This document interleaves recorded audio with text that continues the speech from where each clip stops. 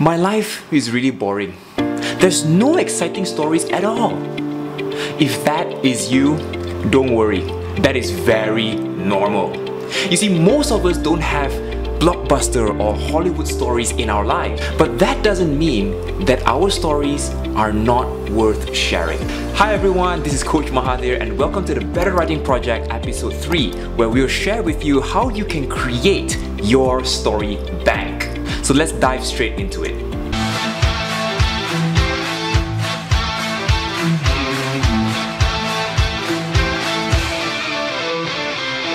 Now there are two ways to create your story bank. So number one is called Homework for Life, and this was coined by Matthew Dicks in his book Storyworthy. So basically what this means is we should journal our moments in life into a document. So whether you want to do it written or online or on your computer, digital, doesn't matter what it is, as long as you journal it down. So it can be the simplest things, such as today I went outside to cut grass. It can be as simple as that. So Matthew Dicks says that it doesn't have to be super dramatic moments, because sometimes the simplest stories can also be the most relatable ones. So write down these moments in your story bank. Now once you have this many stories in your story bank, you'll be able to identify some patterns in the story, right?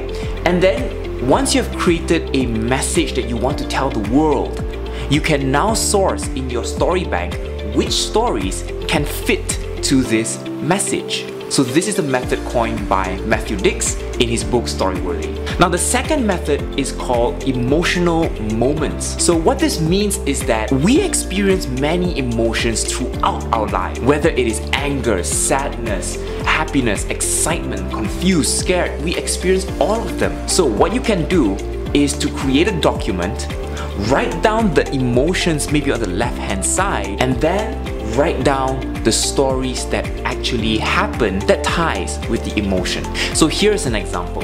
Let's say I choose excited. So my story would be, I remember when I was 10 years old, my dad actually told me that if I wanted the PlayStation 1, back then it was pretty cool, I need to read 40 books and summarize them. I completed the task and I managed to get the PlayStation 1. You see, it can be as simple as that, the emotion and then the story. Now the third part to this emotional moments is to derive a message from those stories.